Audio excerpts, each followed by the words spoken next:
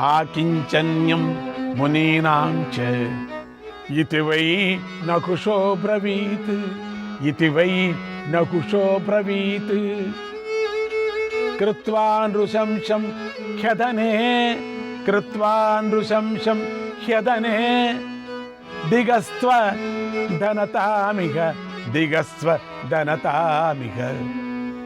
మునులకు దారిద్ర్యం రాజ్యం కంటే గొప్పది అని నహుషుడు అన్నాడు. అతడే మళ్ళీ ఏం చెప్పాడు? క్రూరకృత్యం చేసి రాజ్యం కోల్పోయాక ఛీ ఈ దరిద్రం చాలా కష్టమైంది అన్నాడు. రేపటికి ఉంచుకోరాదు అనేది ఋషులకు మాత్రమే వర్తిస్తుంది. ఇది నీకు తెలుసు. వాళ్ళు చెప్పే మాట నువ్వెందుకంటావు? ధర్మం అనేది ధనం వల్లనే కొనసాగుతుంది. అశ్వస్తనం అనేది ఋషుల ధర్మమని భావం. ఒకటి ధనం దొంగలించాడంటే ధర్మాన్ని అపహరించినట్లే అవుతుంది కదా. ఆ ధనాన్ని లాక్కుపోతూ ఉంటే మనం ఎవరిని క్షమించాలి? తండ్రినైనా సోదరునైనా సరే క్షమించకూడదు కదా. అభిసస్తం ప్రపశ్యంతి దరిద్రం పార్శ్వత స్థితం దరిద్రం పార్శ్వత స్థితం దరిద్రం పాతకం లోకే దరిద్రం పాతకం లోకే నతచ్చం సితుమర్హతి నతచ్చం సితుమర్హతి. పక్కనే ఉన్న దూరం ఉంటే బాగుంటుంది. పక్కనే ఉన్న దరిద్రుని లోకులు అంటుకున్నట్టుగా తప్పు చేసిన వాడిని చూసినట్లు చూస్తారు. నువ్వు చేసే పని దరిద్రం లోకంలో మహాపాపం. అట్లా అంటుకో. దాన్ని ఎవరూ ప్రశంసింపరాదు కూడా. రాజా, పతితుని చూసి లోకం జాలిపడుతుంది తెలుసా? ధనం లేని వాడిని చూసి కూడా జాలిపడుతుంది. ఇద్దరికీ తేడా ఏమో నాకు చూచటం లేనేలేదు. పర్వతాల నుండి నదులు సాగుతాయి. అలాగే కూడబెట్టడం వలన పెరిగే ధనం వల్లనే పనులన్నీ జరుగుతూ ఉంటాయి. అర్థాద్ధర్మశ్చ కామశ్చ స్వర్గశ్చైవ నరాధిప స్వర్గశ్చైవ నరాధిప ప్రాణయాత్రాపి లోకస్య వినాహ్యర్థం న సిద్ధ్యతి వినాహ్యర్థం న సిద్ధ్యతి. రాజా, అర్థం వల్లనే ధర్మము, కామము, స్వర్గము సిద్ధిస్తున్నాయి. ధనం లేకపోతే ప్రాణయాత్ర కూడా మానవునికి సాగదు. ముముక్షువులకు కూడా ధనం లేకుండా ప్రాణయాత్ర సాగదని, మోక్షాన్ని కూడా ధనంతో సాధించుకోవచ్చు అని అర్జునుడి అభిప్రాయం. ధనం లేని తెలివి తక్కువ వాని పనులన్నీ ఎండాకాలంలో వాగుల్లాగా వెండిపోతాయి. ధనం ఉన్న వానికే మిత్రులుంటారు, వానికే బంధువులుంటారు. ధనం ఉన్నవాడే మగవాడు, వాడే పండితుడు.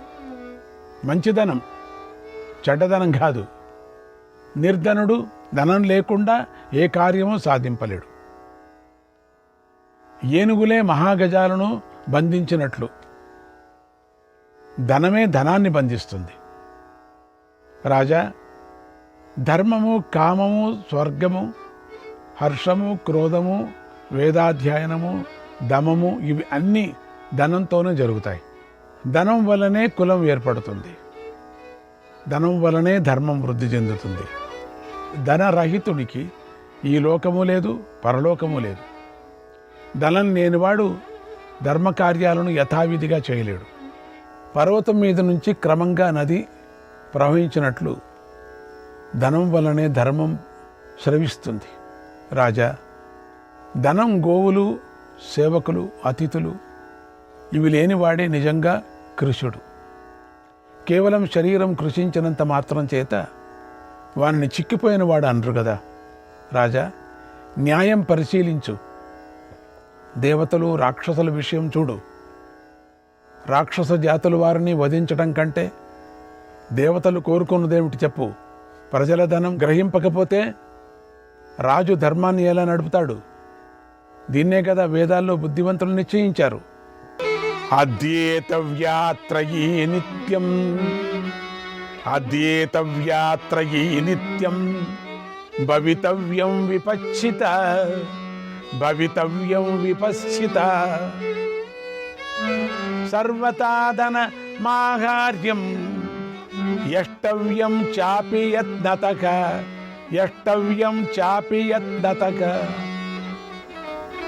వివేకవంతుడు నిత్యము వేదాలను అధ్యయనం చేయాలి, వేదం చెప్పినట్టు నడుచుకోవాలి, ఎన్నో విధాలుగా ధనం సంపాదించాలి, ప్రయత్నపరుడే యజ్ఞాలు చేయాలి.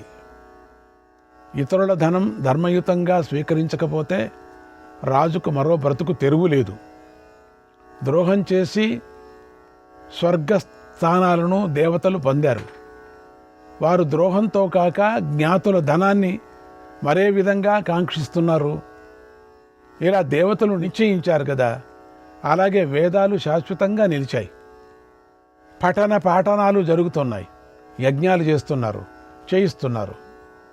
ప్రజల నుండి గ్రహించిన ధనమే రాజుకు మేలైంది. అపకారం చేయని ధనం కొంచెమైనా మనం చూడలేం. అలాగే రాజులు పూర్వం నుండి భూయజ్ఞం కొనసాగిస్తున్నారు. తండ్రి యొక్క సొమ్మును కొడుకులు నాది అన్నట్టు రాజులు జయించి ఈ భూమి నాది అంటున్నారు.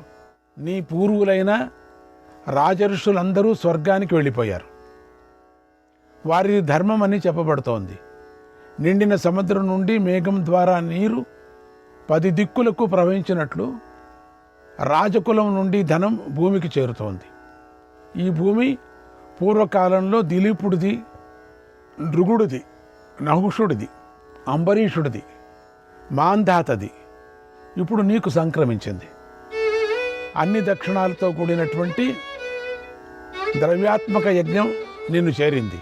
రాజా, దాన్ని నీవు సక్రమంగా యజ్ఞార్థమై వినియోగించకపోతే నీకు రాజ్య పాపం సంక్రమించినట్లే. ఏషాం రాజాశ్వమేధేన యజతే దక్షిణావత ఉపేత్య తస్యావభృతే పూతా సర్వే భవంతి తే. ఎవరి రాజు భూరి దక్షిణాలిచ్చి అశ్వమేధ యాగం చేసి అవభృత స్నానం చేశాడో ఆ అవభృతంలో పాల్గొన్న వారంతా పవిత్రులవుతారు. విశ్వరూపో మహాదేవక సర్వమేధే మకామఖే జుహావ సర్వభూతాని తథైవాత్మాన.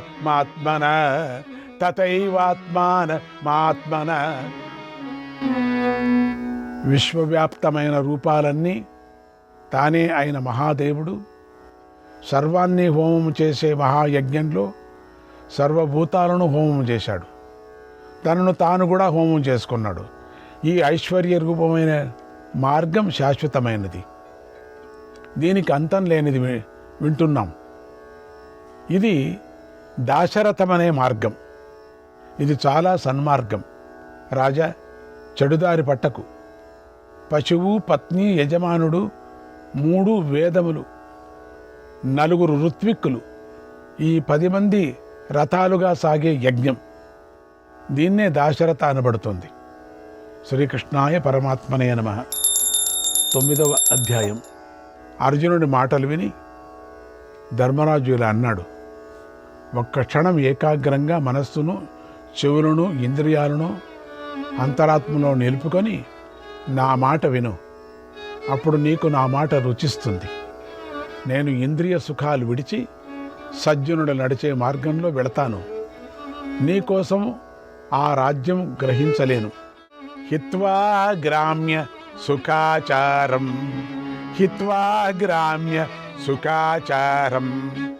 తప్యమానో మహత్తపః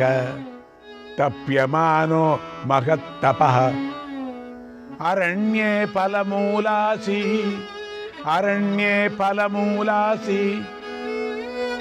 చరిష్యామి మృగైః సహ. గ్రామ్య సుఖాలు, అలవాట్లు విడిచి తపస్సు చేస్తాను. అడవిలో పళ్ళు దుంపలు తింటాను. మృగాలతో కలిసి సంచరిస్తాను. సకాలంలో అగ్నిహోత్రం చేస్తూ 2 కాలాల్లోనూ ఉపాసిస్తాను. మితంగా ఆహారం తిని శరీరం కృషింపజేస్తాను. చర్మం కానీ నారబట్టలు కానీ ధరిస్తాను. జడలు ధరిస్తాను. చలిని ఎండను సహిస్తాను. ఆకలి దప్పులనే బాధలు తట్టుకుంటాను. యథావిధిగా తపస్సు శరీరాన్ని శుష్కింపజేసుకుంటాను. అడవుల్లో సంతోషంగా బ్రతికే మృగపక్షుల అరుపులు కూతలు సదా శ్రవణసుఖంగా మనోరంజకంగా వింటూ ఉంటాను. వికసించిన చెట్లు తీగలు విరజిమ్మే రమణీయ సుగంధాలను ఆఘ్రాణిస్తూ ఎన్నో రూపాలు గల అడవి జంతువులను వనవాసలను చూస్తూ అడవిలో గడుపుతాను. వానప్రస్థులను దర్శిస్తాను. గురుకుల వాసులకు ఎన్నడూ అప్రియకృత్యాలు చేయను. ఇక గ్రామవాసుల విషయం చెప్పనవసరం లేదు. ఏకాంతంగా ఉండి ఆధ్యాత్మికంగా నిత్యానిత్య విచారం చేస్తాను. ఆహారం ఉడికిందా లేదా అనే విచారం చెయ్యను. వన్యఫలాలతో మంచి వాక్కులతో నీళ్లతో పితరులకు దేవతలకు తర్పణాలు చేస్తాను. ఇలా వానప్రస్థుల శాస్త్రాల్లో ఉగ్రతరము అయినటువంటి విధులను క్రమంగా సేవిస్తూ ఈ శరీర సమాప్తి కోసం నిరీక్షిస్తూ ఉంటాను. లేదా నేను ఒక్కడిని రోజుకొక చెట్టు దగ్గర భిక్షమెత్తుకుంటాను. మునినై బోడితలతో శరీరాన్ని శుష్కింపజేసుకుంటాను. ఒళ్ళంతా దుమ్ముగొట్టుకొని పోయి ఇల్లు వాకిలి లేకపోయినా చెట్టు మొదట్లోనే నివసిస్తాను. ప్రియాప్రియాలు వదిలేస్తాను. నిందించినా ప్రశంసించినా దుఃఖం లేదు, సంతోషం లేదు. దీని మీద ఆశన కానీ మమకారం కానీ లేకుండా, ద్వంద్వాలు లేకుండా, ఏమి దానం పట్టుకోకుండా గడుపుతాను. ఆత్మారామక ప్రసన్నాత్మా, ఆత్మారామక ప్రసన్నాత్మా, జడాంద బధిరాకృతి, జడాంద బధిరాకృతి, అకుర్వాణక పరైః కాంచిత్, అకుర్వాణక పరైః కాంచిత్, సంవిదం జాతు కైరపి, సంవిదం జాతు కైరపి. ఆత్మయందే రమిస్తూ ప్రసన్నతతో ఎవరితోనూ మాట్లాడక కాలక్షేపం చేస్తాను. 4 విధాలైన స్థావర జంగమాలను వేటిని నేను హింసించను, అక్కరే లేదు నాకు. తమ తమ ధర్మాల్లో నడుచుకునే ప్రజలను ప్రాణులను సమదృష్టిలో చూస్తాను. ఎవరిని అవహేళన చేయను, ఎవరి మీదనూ కోప్పడను. సదా ప్రసన్న ముఖంతో ఇంద్రియాలన్నిటినీ అదుపులో పెట్టుకొని మెలుగుతాను. ఎవరిని మార్గం అడగను. ఏదో ఒక మార్గం పట్టిపోతాను.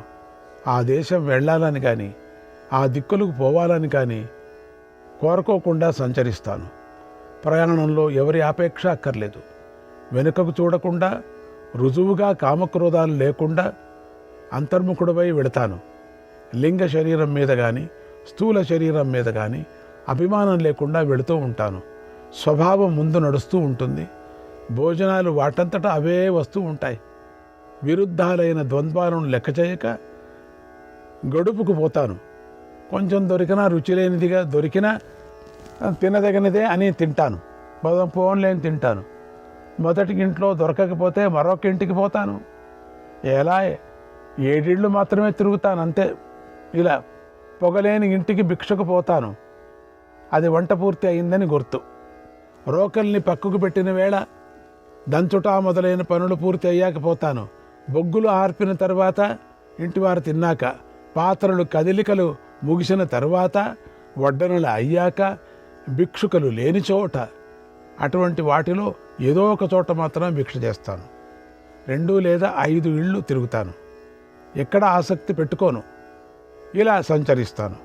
అన్నం దొరికినా దొరకకపోయినా ఒకే విధంగా వ్యవహరిస్తాను. మహాతపస్విగా ఉంటాను. జీవించాలని లేనివాడిలాగాను, చావాలని లేనివాడిలాగాను ప్రవర్తిస్తాను. జీవితం మరణం చైవ, జీవితం మరణం చైవ, నాభినందన్న చ ద్విషన్, నాభినందన్న చ ద్విషన్. జీవితాన్ని అభినందించను, మరణాన్ని ద్వేషించను. నా చేతిని కత్తితో చెక్కుతున్న వాడికైనా అమంగళం కోరన్నాను. ఎవరైనా చెక్కుతుంటే ఊరికే ఉండిపోతా, చెక్కుకోరాయినా పర్వాలేదు లేని. మరో చేతిని చందనం పూసేవాడికి నేను మంగళం కోరను. చందనం పూస్తాడనుకో పూసుకోను ఆయన అంటాను. నేన్ని పట్టించుకోను, చెక్కేవాడిని పట్టించుకోను, చందనం పూసేవాడిని పట్టించుకోను. ఒకవేళ పేడ పూసాడనుకోండి ఎవడైనా, పేడ కూడా పూయించుకుంటా. బ్రతికి ఉండే చేయదగిన అభ్యుదయ క్రియలన్నీ పూర్తిగా వదిలేస్తాను. రెపపాటులు, అన్నపానాలు మొదలైన అత్యవసరమైన పనులు చేసుకుంటూ కాలం గడుపుతాను. వాటిలో కూడా నిత్యము నిరాసక్తంగా ఉంటాను. ఇంద్రియ కృత్యాలన్నీ వదిలేస్తాను. అదుపు తప్పని సంకల్పాలతో బుద్ధి దోషాలన్నీ కడిగి వేస్తూ నేను ప్రవర్తిస్తాను. అవధూతగా అన్ని సంఘాల నుండి విడివిడతాను. పాశాలన్నీ తెగ కోసుకుంటాను. ఎవనికి వశం కాను. వాయువుతో సమాన ధర్మం కలిగి ప్రవర్తిస్తాను. ఇలా రాగం విడిచి శాశ్వతమైన సంతోషం పొందుతాను. తృష్ణయాహి మహత్పాపం, తృష్ణయాహి మహత్పాపం, అజ్ఞానాదస్మి కారితగ్, అజ్ఞానాదస్మి కారితగ్. నా తెలివి తక్కువతనం వల్ల ఆశ నా చేత మహాపాపం చేయించింది. కొంతమంది మూడులు మంచి చెడులతో కూడినటువంటి పనులు చేస్తారు. ఆ పనులలో తగులుకొన్న వారిని తన వారిగా భావిస్తూ భరిస్తూ ఉంటారు. ఈ శరీరాన్ని వదిలి ప్రాణాలు పోయే సమయంలో జీవుడు ఆ పాపం గ్రహిస్తాడు. అదే కర్త యొక్క కర్మఫలం. రథచక్రంలాగా ఈ సంసార చక్రం తిప్పబడుతుంది. అదే సమయంలో కర్మఫలాలతో కూడిన భూత సముదాయంతో సంయోగం పొందుతుంది. అంటే పంచభౌతికమైన శరీరం ఏర్పడుతుంది. జనన మరణాలతోనూ, జరావ్యాధులతోనూ, వేదనలతోనూ కూడినది ఈ సంసారం. ఇది అంతం లేనిదిగా భ్రాంతి చేత ఆత్మయందు కనబడుతోంది. అటువంటి సంసారం విడిచిపెట్టేవాడు సుఖపడతాడు. దివగ పతత్సు దేవేషు, దివగ పతత్సు దేవేషు, స్థానేభ్యస్య మహర్షిషు, స్థానేభ్యస్య మహర్షిషు. కోహి నామ భవేనార్థి, కోహి నామ భవేనార్థి, భవేత్ కారణ తత్వవిత్, భవేత్ కారణ తత్వవిత్. దేవతలు స్వర్గం నుండి పడిపోతున్నారు. మహర్షులు ఉత్తమ స్థానాల నుండి పడిపోతున్నారు. అటువంటప్పుడు అవిద్యాతత్వం తెలిసిన వాడెవడైనా స్వర్గం కోరుకుంటాడా?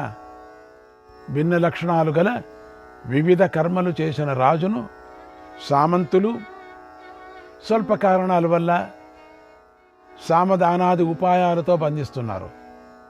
చాలామంది కలిసి ఒకడిని బంధిస్తున్నారు.